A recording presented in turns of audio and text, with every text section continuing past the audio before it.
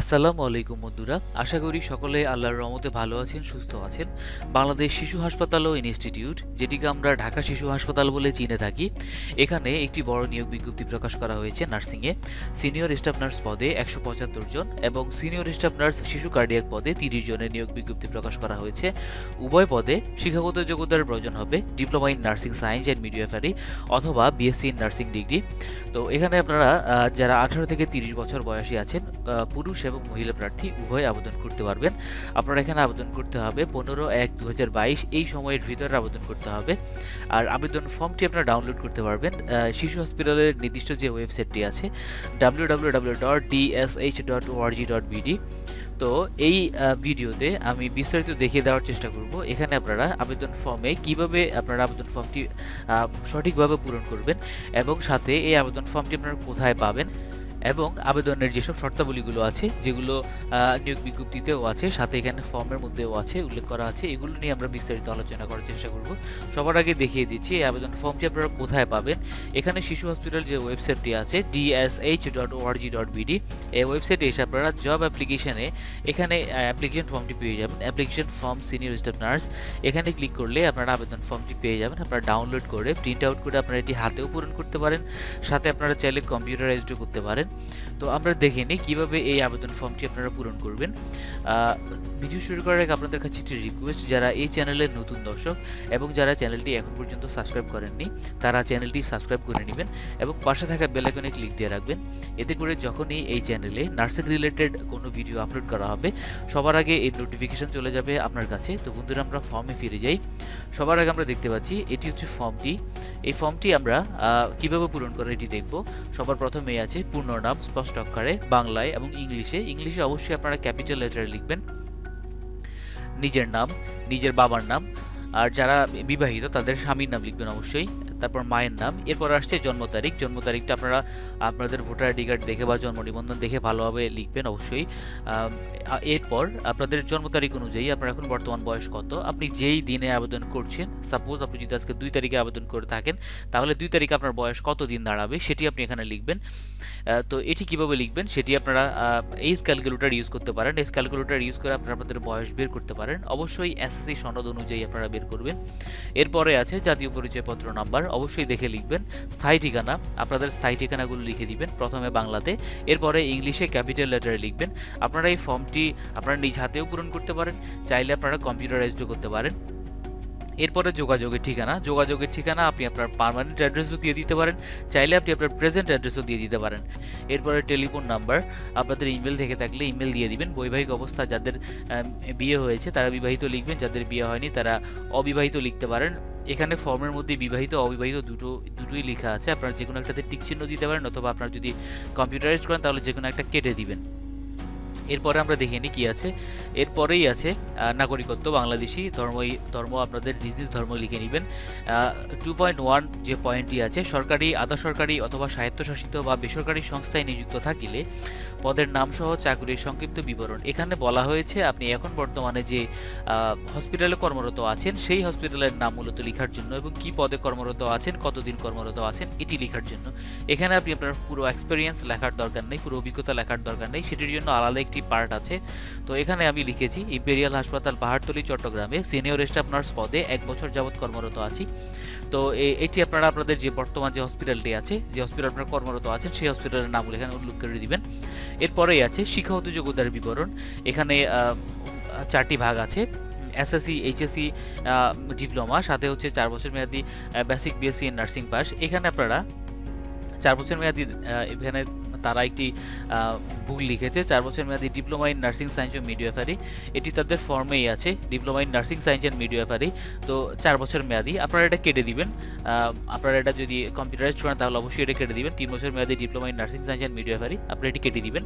কেটে দিয়ে আপনারা আপনাদের যেসব ডকুমেন্টসগুলো আছে, ইনফরমেশনগুলো আপনারা এখানে ফিল আপ করে ফেলবেন। শিক্ষা প্রতিষ্ঠানের নাম, বোর্ড, বিশ্ববিদ্যালয়ের নাম, তারপর শ্রেণী, বিভাগ বা গ্রেড, পাশের সাল, কত সালে পাশ করেছেন এগুলো উল্লেখ করে দিবেন। আর যারা বিএসসি কমপ্লিট করেছেন তারা এখানে বিএসসির কোটায় বিএসসির যে ঘরটি আছে সেই ঘরে আপনারা আপনাদের ইনফরমেশনগুলো ফিল আপ করবেন।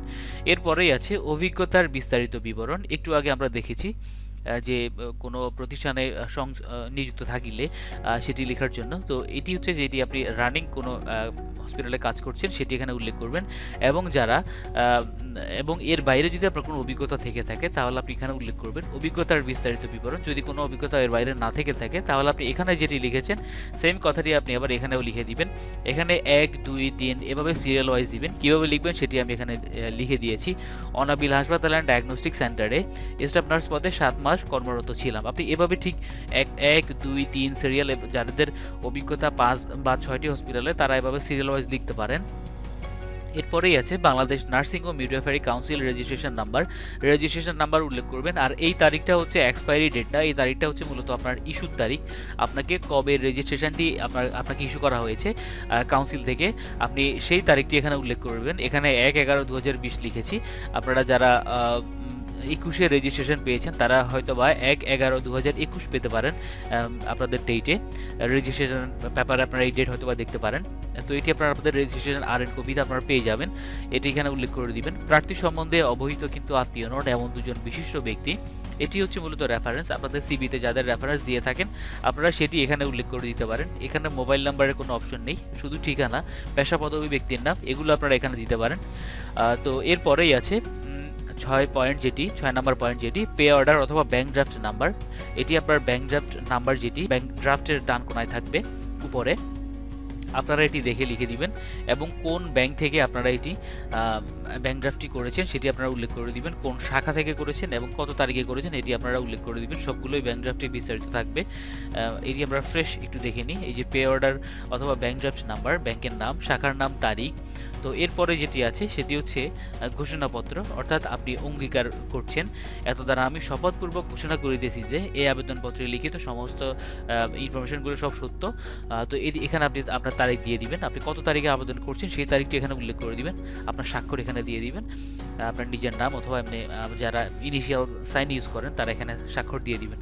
এরপরেই আছে শর্তাবলীগুলো, আবেদনের শর্তাবলীগুলো আমরা একটু দেখে নিই। সবার প্রথমেই আছে প্রার্থীর বয়স সর্বোচ্চ 30 বছর পর্যন্ত অ্যালাউ করা হবে। যারা বিভিন্ন কোটায় আবেদন করবেন, 2টি কোটা আছে, মুক্তিযোদ্ধা এবং পোষ্য কোটা, তারা 32 বছর পর্যন্ত আবেদন করতে পারবেন। 30 বছর মানে হচ্ছে আপনারা 18 থেকে 30 বছর বয়সের মধ্যে যারা আছেন তারা সকলে আবেদন করতে পারেন। তো এখানে আমরা আরও 2টি কোটা দেখতে পাচ্ছি। এখানে একটি হচ্ছে মুক্তিযোদ্ধা কোটা আর একটি হচ্ছে পোষ্য কোটা। পোষ্য কোটা বলতে যাদের বাবা অথবা মা শিশু হসপিটালে 15 থেকে 18 বছর কর্মরত আছেন তারা কিন্তু এখানে পোষ্য কোটায় আবেদন করতে পারবেন। আর মুক্তিযোদ্ধা কোটায় যারা আবেদন করবেন এই 2 কোটার প্রার্থীকে 32 বছর পর্যন্ত অ্যালাউ করা হবে। এরপরেই আছে আবেদন ফর্ম। এটি তো আমরা দেখে নিলাম যে আবেদন ফর্মটি আপনারা কোন জায়গা থেকে ডাউনলোড করবেন, এটি আমরা এর আগেই দেখে নিয়েছি। তো এরপরে যেটি আছে সেটি হচ্ছে আবেদন ফর্মটি অবশ্যই 15/1/2022 এই সময়ের ভিতরেই আপনাদের কিন্তু আবেদন ফর্মটি পৌঁছাতে হবে বা আপনাদের আবেদন সম্পন্ন করতে হবে। ডাকযোগে অথবা সরাসরি আপনারা পৌঁছাতে পারবেন। তো এখানে আবেদন ফর্মের সহিত নিম্নলিখিত সনদ সমূহের ফটোকপি প্রথম শ্রেণী গেজেটেড কর্মকর্তা কর্তৃক সত্যায়িত দাখিল করতে হবে। আবেদনের সাথে আপনাদের যেসব ডকুমেন্টসগুলো দিতে হবে সেটি হচ্ছে সকল শিক্ষাগত যোগ্যতার সনদপত্র, সদ্য তোলা 3 কপি ল্যাব প্রিন্ট পাসপোর্ট সাইজের ছবি, অবশ্যই ল্যাব প্রিন্ট হতে হবে, বাংলাদেশ নার্সিং ও মিডওয়াইফারি কাউন্সিলের রেজিস্ট্রেশন সনদ, জাতীয় পরিচয়পত্র অথবা জন্ম নিবন্ধন সনদ, চেয়ারম্যান সার্টিফিকেট, চাকরিরত প্রার্থীদের ক্ষেত্রে যথাযথ কর্তৃপক্ষের অনুমতিপত্র, এটি শুধু যারা শিশু হসপিটালে মাস্টার রুলে কাজ করছেন তাদের জন্য। বাংলাদেশ নার্সিং ও মিডওয়াইফারি কাউন্সিলের রেজিস্ট্রেশন সনদ প্রাপ্ত হওয়ার পর থেকে 6 মাস চাকরির অভিজ্ঞতার সনদ সংযুক্ত করতে হবে। এরপরে আছে প্রার্থীগণ পরীক্ষার ফি বাবদ পরিচালক বাংলাদেশ শিশু হসপিটাল ও ইনস্টিটিউট এর অনুকূলে 500 টাকার সমমূল্যের পে অর্ডার অথবা ব্যাংক ড্রাফট করতে হবে যে কোনো শিডিউল ব্যাংক থেকে, অর্থাৎ সোনালী, রূপালী, অগ্রণী ব্যাংক এ ধরনের যে কোনো শিডিউল ব্যাংক থেকে আপনারা ব্যাংক ড্রাফটটি করতে পারবেন, ব্যাটারটা সোনালী ব্যাংক থেকে করলে। তো এই উপরের যে যতগুলো ডকুমেন্টসের কথা বলা হয়েছে এগুলো প্রত্যেকটিরই কিন্তু আপনারা সত্যায়িত ফটোকপি দিতে হবে আপনাদের আবেদন ফর্মের সাথে। আর ব্যাংক ড্রাফটটি অবশ্যই আবেদনের সবার উপরে দিবেন।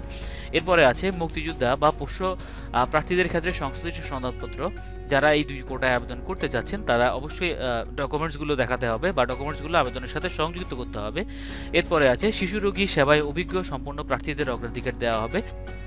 নিয়োগ প্রক্রিয়া চলাকালীন বা নিয়োগ প্রাপ্তির পরে যদি কোনো শর্তাদি অসঙ্গতি বা ভুল তথ্য প্রমাণিত হয় তাহলে আপনার টোটাল নিয়োগ বাতিল বলে গণ্য হবে। তো এই হচ্ছে মূলত আবেদনের যেসব শর্তাবলীগুলো আছে সেগুলো। আর এই হচ্ছে আবেদন ফর্ম। আবেদন ফর্মের ফিল আপ করা একটি ফর্ম, একজনের আবেদন ফর্ম, সাবিয়া সুলতানা ওনার আবেদন ফর্ম। তো আপনারা চাইলে এটির আপনারা সফট কপি নিতে পারেন বা আপনারা চাইলে ওয়ার্ড ফাইলটি নিতে পারেন। আবেদন ফর্মটি মূলত এখানে তাদের ওয়েবসাইটে যেটি প্রকাশ করা হয়েছে এটি হচ্ছে পিডিএফ ফাইল। আপনারা চাইলে এটি ওয়ার্ড ফাইল নিতে পারেন। যাদের ওয়ার্ড ফাইল প্রয়োজন হবে তারা অবশ্যই ভিডিও কমেন্ট বক্সে আপনাদের মেইল আইডিটি অবশ্যই কমেন্ট করবেন। আমি ওয়ার্ড ফাইলের একটি স্যাম্পল আপনাদের মেইলে পাঠিয়ে দিব। তো এই ব্যাপারে যদি এই ভিডিওর ব্যাপারে যদি কোনো প্রকার কোনো প্রশ্ন থেকে থাকে বা এই ফুল নিয়োগের ব্যাপারে আবেদনের ব্যাপারে কোনো প্রশ্ন থেকে থাকলে আপনারা অবশ্যই ভিডিও কমেন্ট বক্সে জানাবেন। তো ধন্যবাদ সবাইকে। আসসালামু আলাইকুম।